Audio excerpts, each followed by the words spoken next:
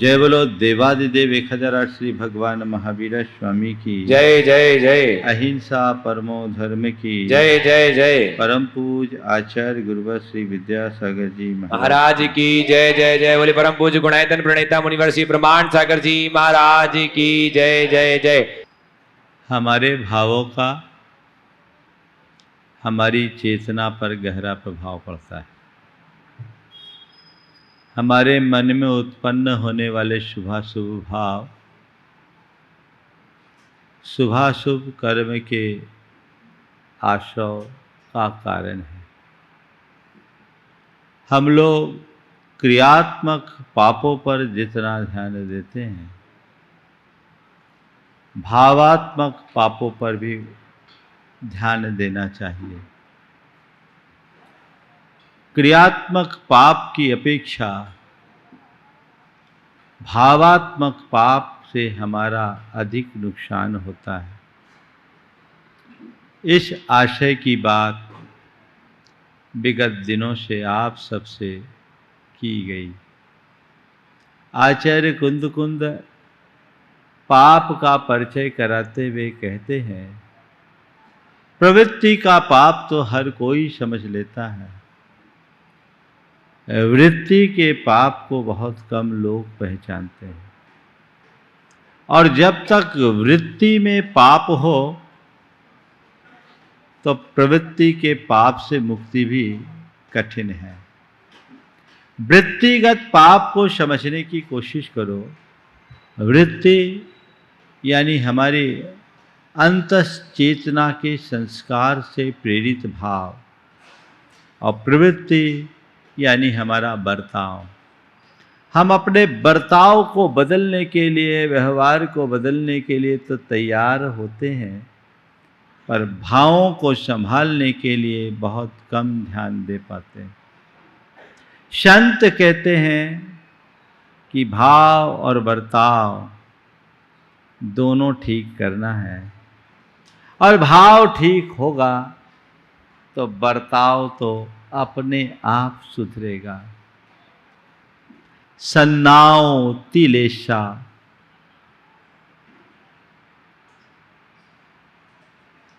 सन्नाओ तिलेशा अट्ठ रुद्धानि नानम च दुप्पौतम मोहो पावपगा होदी। चार संज्ञाएं, तीन लेशाएं, इंद्रिय वसदा, सन्नाओ तिलेसा इंद्रिय वसदा ये अट्ठ रुद्धानि नानम च दुप्पवुत्तम मोहो पावपगा होदी। ये सब पापात्मक हैं। उनमें से कल बात आर्त और रौद्र ध्यान की थी। कल मैंने आपसे 4 बातें की थी, पर उसमें से एक ही पूरी हुई थी, शेष 3 हैं। मैंने आर्त और रौद्र ध्यान की व्यवहारिक की व्याख्या करते हुए आपसे कहा था, आकुलता, अहंकार, क्षोभ या आवेश और आसक्ति, ये चारों पाप है, आर्त और रौद्र ध्यान रूप परिणाम है। आकुलता पाप है, वो हमारे जीवन का पतन कैसे कराते हैं। अब थोड़ा अगले चरण पर ध्यान दें। अभिमान को आप पाप समझते हो या नहीं? बोलो। हाँ, पाप है। तुम्हारे पांव तले किसी जीव की हत्या हो जाए, तुम्हारे मन में ग्लानि होती है? क्यों होती है? बोलो। जीव की हत्या होने से मन में ग्लानि होती है। क्यों होती है? क्योंकि तुम मानते हो जीव हत्या पाप है ना? जीव की हत्या होने से मन में ग्लानि होती है, क्योंकि तुम मानते हो जीव हत्या पाप है। मैं पूछता हूं, जब मन में अभिमान उमड़ता है, मन में ग्लानि होती है क्या? महाराज ग्लानि कहाँ और छाती फूलती है।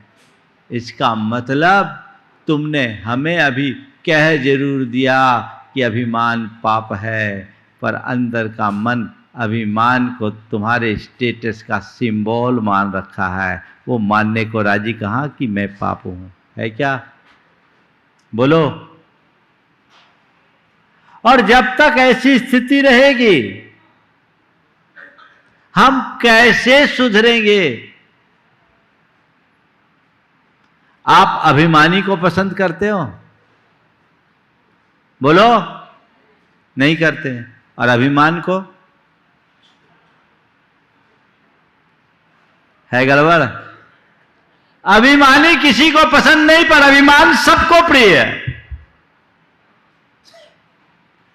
तो भैया जब तक तुम्हारे मन में अभिमान के प्रति प्रियता का भाव होगा, जब तक तुम्हें अभिमान प्रिय लगेगा, तब तक तुम अभिमानी ही बने रहोगे। और जब तक तुम अभिमानी हो तुम पापी ही होगे। किसी व्यक्ति को अभिमानी कह दो तो कैसा लगता है? बोलो, अच्छा लगता है क्या? ये बड़ा अभिमानी है, कह दे तो कैसा लगता है? महाराज सामने वाला बौखला जाएगा कि मुझे अभिमानी कहते हो। हाँ, अरे भाई तेरे भीतर अभिमान है, तुझे अभिमानी कहते तो क्या बुराई है? जैसे कोई धनवान व्यक्ति को धनी कहते तो उसको कोई बुरा लगता है क्या? बोलो। धनवान को धनी कहने पर बुरा नहीं लगता, ज्ञानवान को ज्ञानी कहने पर बुरा नहीं लगता, लेकिन अभिमानवान को अभिमानी कहने में बुरा लगता है। क्रोधवान को क्रोधी कहने में बुरा लगता है। माया से भरे व्यक्ति को मायावी कहने में बुरा लगता है। लोभ में से भरे व्यक्ति को लोभी कहने में बुरा लगता है ना? ये उल्टी बात है। क्यों? ये अवधारणा बदलनी चाहिए। अभिमान एक पाप है, ये अंतर मन में जब तक नहीं बैठेगा सच्चे अर्थों में विनम्रता का आदर्श उतर ही नहीं पाएगा। मन में अभिमान उमड़े तो उसी क्षण आत्मक ग्लानि होनी चाहिए कि मुझसे पाप हो गया। आता है महाराज, कभी मान पत्र मिलता है ना तो और छाती फूलती है। क्या है? कितनी बड़ी दुर्बलता है, कमजोरी, इसे समझिए।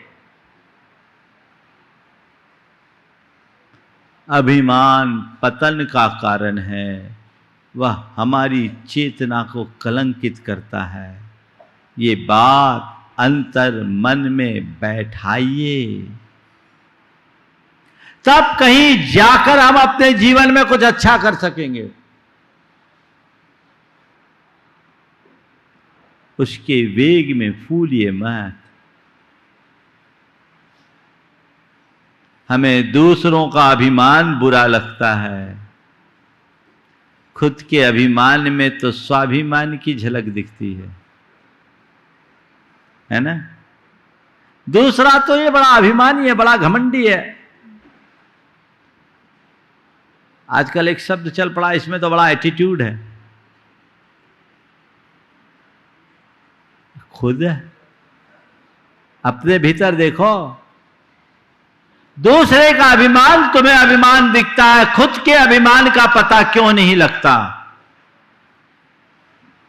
सोचने और समझने की बात केवल इतनी सी है। ये पाप है, ये रौद्र ध्यान है। अभिमान, आवेश, आसक्ति, ये सब रौद्र ध्यान के रूप है। हिंसानंद, मृषानंद, चौर्यानंद और विशेष संरक्षणानंद हम जो कहते हैं वो अंततः इन्हीं से प्रेरित परिणाम है।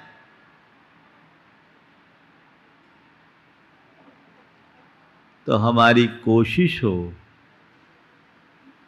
अपने अभिमान को कम करने की।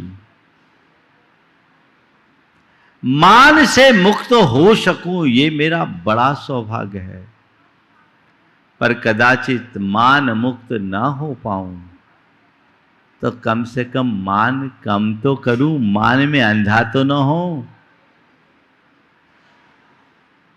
होगा, ये स्थिति तुम्हारी बनेगी कब? जब अभिमान में पाप के दर्शन होने लगेंगे तब। उन्हें पापात्मक समझिए और जीवन के क्रम को परिवर्तित कर लीजिए, तब कहीं जाकर हम अपने जीवन में कोई सार्थक उपलब्धि कर पाएंगे। आज मुझे पूरा करना है इस प्रसंग को, इसलिए आगे बढ़ूंगा। दूसरी बात थी आवेश या क्षोभ। आवेश और क्षोभ क्या है? अंदर की असहजता जो हमें अशांत, उद्विग्न, व्यग्र और बेचैन बनाती है। ये भी पाप है जो क्रमशः बढ़ते बढ़ते क्रोध के रूप में अभिव्यक्त होता है और क्रूरता के रूप में परिणत हो जाता है। ये क्या है? पाप। हमारी कोशिश हो अपने अंदर के आवेश या क्षोभ को ही शांत करे। जब अंदर आवेश ही नहीं उत्पन्न होगा, क्षोभ ही नहीं होगा, तो क्रोध की अभिव्यक्ति नहीं होगी, और क्रोध नहीं तो क्रूरता या कलह की कभी बात ही नहीं, और जब क्रोध कलह नहीं तो हिंसा का तो प्रश्न ही नहीं होगा। जड़ को समझिए, जड़ को पहचानिए। यदि उस जड़ को हम समझ ले, पहचान ले, तो हम अपने जीवन में बहुत बड़ा बदलाव घटित कर सकते हैं। तो आवेश को ठंडा करने की कोशिश करें, उसे शांत करें, क्षोभ उत्पन्न ना हो। कोशिश हमारी हमेशा ये होनी चाहिए कि मेरे अंदर सहजता बनी रहे। सहजता धर्म ध्यान है और क्षोभ आवेश आर्त रौद्र ध्यान पाप।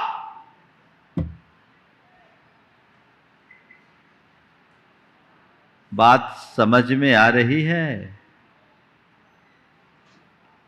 महाराज समझ में आ तो रही है पर हजम नहीं हो रही।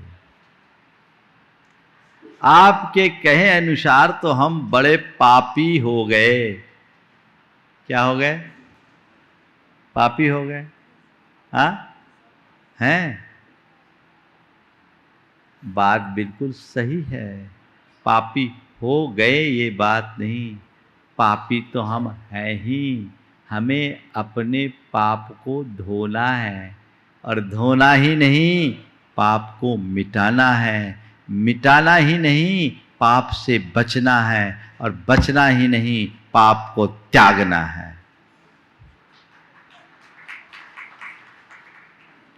धोना, मिटाना, बचना और त्यागना। पाप धोने की अवधारणा तो सबके मन में है। कितना ही पाप कर लो, भगवान का सवेरे से अभिषेक करो, पूजन करो, सब पाप धुल जाएंगे। और आओ तो एक बार शिखर जी साल में आ जाओ, थोक में पाप धुल जाएंगे, है ना? शिखर जी पाप धोने की मशीन है कुछ ऐसी ही अवधारणा। धोते भी हैं, यत् किंचित पाप धुलता भी है, इसमें कोई संशय नहीं। पर मंदिर में आकर या तीर्थ में आकर तुम जितना पाप धोते हो, नीचे उतरते ही उससे कई गुना पाप अपने ऊपर डाल भी देते हो, लाद लेते हो। और कुछ अभागे तो ऐसे भी होते हैं कि मंदिर में ही पाप ओढ़ लेते हैं, भगवान के चरणों में भी अपने अभिमान की पुष्टि करते हैं, अपने आवेश और क्षोभ की अभिव्यक्ति करते हैं, आसक्ति से भरा चित्त लेकर आते हैं। तो मैं आपसे पूछ रहा हूं, वो पाप धो रहे हैं या पाप लाद रहे हैं? बोलो। दूसरे को मत देखना, अपने भीतर झांक कर देखना कि आखिर मैं कहाँ हूं। गहराई से समझिए तो पाप धोना पर्याप्त नहीं है, पाप को मिटाना, पापात्मक वृत्तियां खत्म हो, पाप मिटाओ, जन्मांतरों का जो पाप है उसे एकदम पूरी तरह साफ कर दो। और इतना ही पर्याप्त नहीं, पाप से बचो, अर्थात पापात्मक भाव और पापात्मक क्रियाओं से अपने आप को यथासंभव बचा के रखो। फिर चौथे स्तर पर पाप को त्यागो, संकल्प पूर्वक त्यागो, और न केवल त्यागो, उस पर दृढ़ रहो, उसका अमल करो। तो पाप त्यागने का भाव, बोलो किस लिए आते हो? पाप धोने और पाप मिटाने आते हो। पाप से बचने का भाव थोड़ा बहुत, पर पाप को त्यागने का भाव बहुत कम। अभिमान पाप, आकुलता पाप है, अभिमान पाप है, आवेश क्षोभ पाप है, आसक्ति पाप है। ये बात हृदय में बैठ रही है? बोलो। इतने धीमे बोलोगे तो लगता ही नहीं कि तुम लोग सुन रहे हो। अरे उपवास तो मेरा था कल, तुम लोगों का थोड़ी है। बोलो, क्या बोल रहा हूं? आकुलता पाप है, बैठी बोलो। अभिमान पाप है, ये बात बैठ गई। आवेश पाप है, ये बात बैठ गई। और आसक्ति पाप है, यह बात बैठ गई। अब क्या करना है? आकुलता, अभिमान, आवेश और आसक्ति को हृदय में बैठा के रखना है। क्या करना है? क्या करना है? कब? जब तक प्रवचन सभा में है तब तक। बाहर निकल करके तो उसे के साथ लेकर चलना है। यही हमारी सबसे बड़ी दुर्बलता रही है और यही हमारी आध्यात्मिक प्रगति में बाधा बनी है। मैंने शुरुआत में जब पाप की विवेचना की थी तब पहले ही दिन कहा था, पाप हमारी आध्यात्मिक प्रगति में सबसे बड़ी बाधा है, क्योंकि वह हमारी आत्मा का पतन करता है। जितनी भी नकारात्मकताएं और दुर्बलताएं हैं, क्षुद्र वृत्तियां हैं, वे सब हमारे आध्यात्मिक विकास के अवरोधक हैं, बाधा हैं, रोड़े हैं, और वे सब पाप हैं। इनसे मुझे बचना है और इनको मुझे त्यागना है।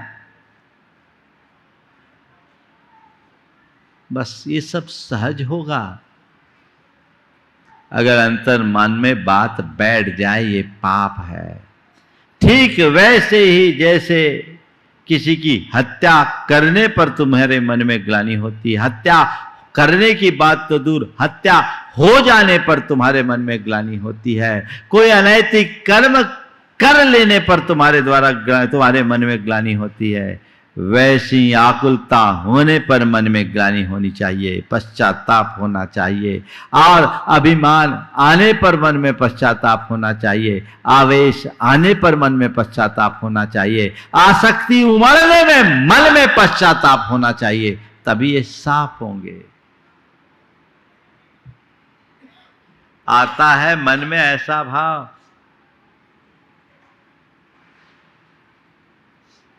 कभी नहीं, बहुत कम। जब ये भाव आएगा तभी जीवन में कुछ सुधार हो पाएगा। जो हमारे स्वभाव को बिगाड़ दे, जो हमारी सोच को बिगाड़ दे, जो हमारे संबंध को बिगाड़ दे और जो हमारे मन की शांति को खंडित कर दे, आखिर क्या वो अपनाने योग्य है? उसे अपनाने योग्य कहा जा सकेगा? नहीं ना। वो अपनाने योग्य है या त्यागने योग्य? हाँ, लेकिन कर क्या रहे हो? कर क्या रहे हो? उसे अपनाए हुए हो, अपनाए हुए नहीं, उसे गले लगाए हुए हो। यही हमारे भीतर की भूल है। आचार्य कुंद ने जो शब्द कहे अट्ठ रुद्रानी, आर्त और रौद्र परिणाम, आर्त और रौद्र ध्यान, ये सब पाप है। अपने आप को बदल डालने का भाव जगाना चाहिए। अब मुझे आवेश का शमन करना है। और चौथी बात है आसक्ति की, इससे मुझे बचना है। चाहे शरीर की आसक्ति हो, चाहे परिवार की आसक्ति हो, चाहे संपत्ति की आसक्ति हो, चाहे यश प्रतिष्ठा की आसक्ति हो, ये आसक्ति मात्र पाप है, आकुलता की जननी है और अनर्थ की जड़ है। ये समझिए और अपने आप को उससे बाहर निकालने के लिए संकल्पित हो जाइए। आज मैं आपसे कुछ बात करूंगा इनसे बचने की। बचना चाहते हैं? क्योंकि ये उपदेश तो तुम रोज ही सुनते हो। ये बुरा है, ये बुरा है, ये बुरा है, ये बुरा है, ये अच्छा है, ये अच्छा है, ये अच्छा है, ये अच्छा है। ये आप रोज सुनते हो और जानते भी हो। जानते हो कि नहीं जानते हो? बोलो, है ना? सब जानते हैं। एक बार एक संत के पास एक जिज्ञासु पहुंचा, कहा गुरुदेव मुझे कुछ उपदेश दे दो। संत ने कहा ये बताओ, हिंसा करनी चाहिए? बोले नहीं करनी चाहिए। झूठ बोलनी चाहिए? बोले नहीं बोलना चाहिए। चोरी करना चाहिए? बोले नहीं करना चाहिए। बोले कुशील बड़ा खोटा कर्म है। अपरिग्रह की लिप्सा बड़ी बुरी बला है। क्रोध करना चाहिए? कभी नहीं करना चाहिए। अभिमान हमारे पतन का कारण है और माया दुख की भय की खान है और लालच बुरी बला है। अच्छी बात। बोले क्षमा परम धर्म है, मृदुता मनुष्य की पहचान है, सरलता हमारे जीवन का प्राण है और संतोष सुख का मूल है। बोले बता मैं तुझे क्या उपदेश दूं? तुझे पता है क्या अच्छा है और क्या बुरा है। मैं भी यही तो उपदेश दूंगा। हाँ, मैं भी तो तुम्हें यही उपदेश दूंगा। और मैं क्या, दुनिया के जितने भी उपदेशक हैं वो यही उपदेश देते हैं। ये अच्छा है और ये बुरा है। करना क्या है? जानते तुम सब हो पर करते वही हो जो आज तक करते आ रहे हो। अपने आप को बदलते नहीं। ये अच्छा है, ये बुरा है, इसको जानने का सही लाभ यही है कि हम अच्छे को अपनाएं और बुरे से बचें। पर अच्छा ये है, ये अच्छा है, ये बुरा है, ये जानने समझने के बाद भी व्यक्ति अच्छे से विमुख होकर बुरे के पीछे ही लगा रहता है। वहां से अपने आप को बचा कर निकल जाइए और उसी अनुरूप अपने जीवन के क्रम को बनाइए, तब हम अपने जीवन में कोई स्थायी उपलब्धि घटित कर पाएंगे, अन्यथा सब कुछ व्यर्थ हो जाएगा। तो आज मैं आपसे कोई अच्छे और बुरे की बात नहीं कर रहा हूं। ये चारों जो अर्थ रौद्र के परिणाम है, आकुलता, अभिमान, आवेश और आसक्ति, इनसे बचने के कुछ कीमिया सूत्र दे रहा हूं। और ये सूत्र नहीं, साधना है। सूत्र नहीं, साधना है। ये भावना योग है, इसका नित्य प्रयोग कीजिए। सबसे पहले नित्य सुबह उठकर अपने मन में कुछ मंगल कामनाओं के बीज बोइए। प्रभु परमात्मा और प्रकृति से स्वयं को सहज, शांत, स्वस्थ और समर्थ बनाने की, सकारात्मक बनाए रखने की, सशक्त बनाए रखने की प्रार्थना कीजिए, मंगल कामना कीजिए। कुछ विधेयक वाक्य अपने सामने रखिए और प्रभु से प्रार्थना कीजिए, हे प्रभु मुझे ऐसी शक्ति दें कि मैं आज पूरे दिन सहज रह सकूं, मैं शांत रह सकूं, मैं सकारात्मक रह सकूं, मैं संयम रख सकूं। ये भाव अपने अंदर गहरा बना लीजिए। फिर दूसरे क्रम में जो मेरे द्वारा दिन भर में गलत हुआ, उसके प्रति मन में पश्चाताप का भाव, उसके प्रति ग्लानि, ये आकुलता, ये क्रोध, ये आवेश, ये अभिमान, ये आसक्ति, ये बुराई है। क्रोध, मान, माया, लोभ, ये सब पाप है और मैं अपने पूर्व के संस्कार से प्रेरित होकर अनेक बार इन आवेगों में बहा हूं।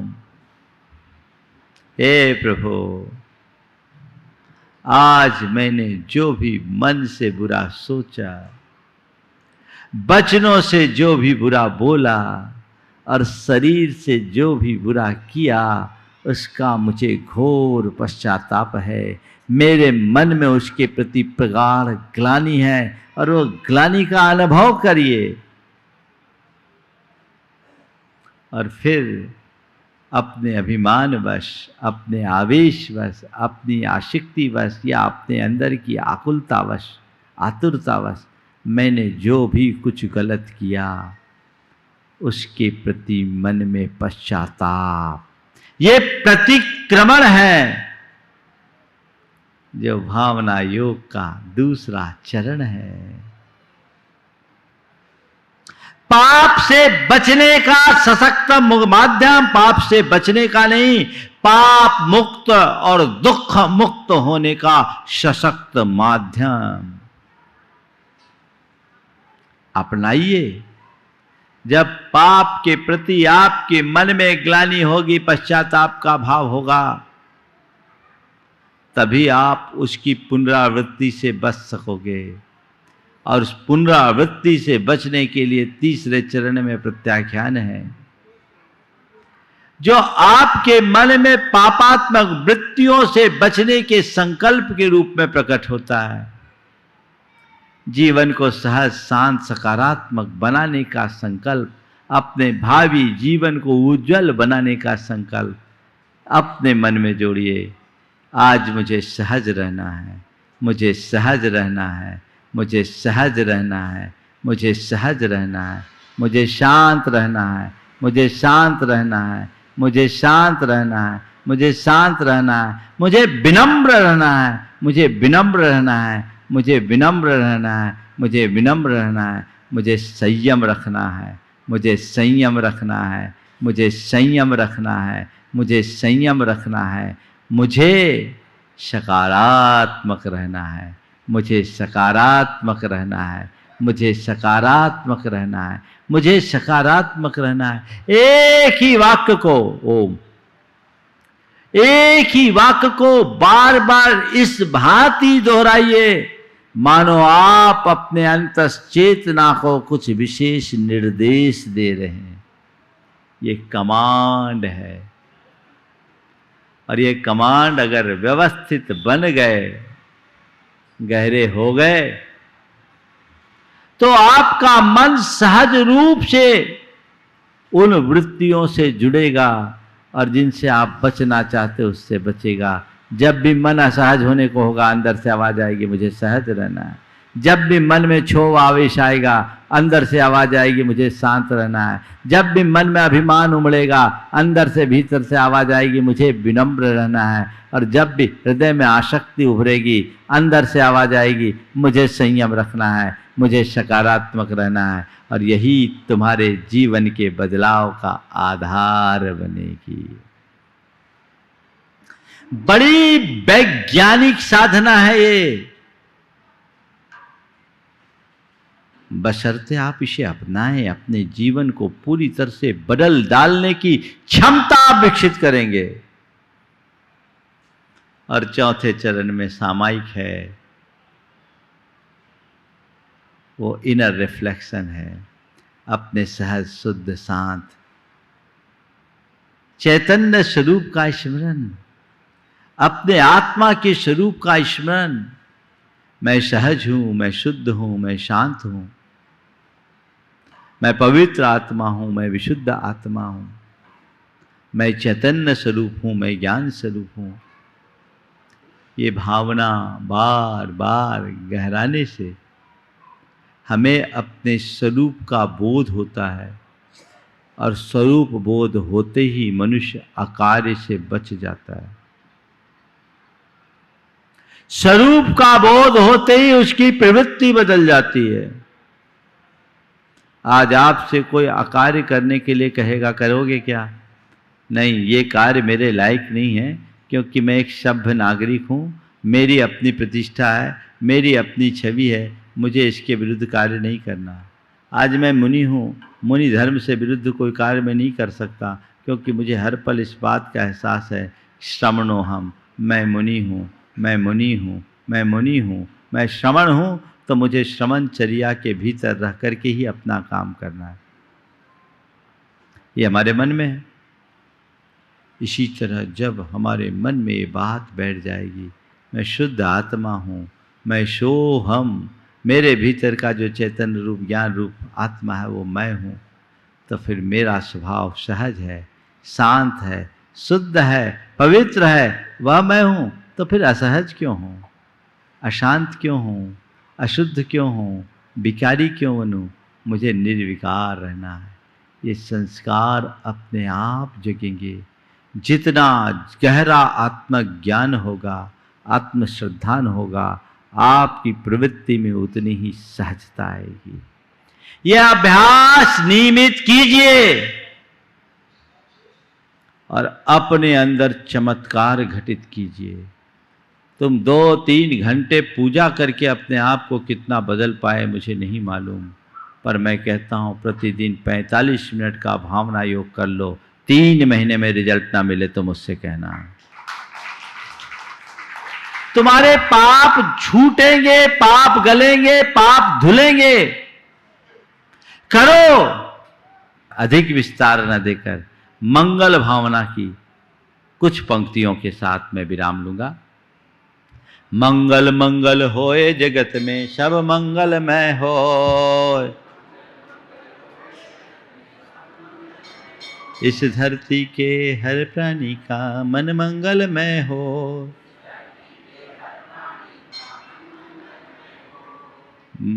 मन का सब संताप मिटे अरु अंतर उज्ज्वल हो। राग देश अरु मोह मिट जाए आत्म निर्मल हो।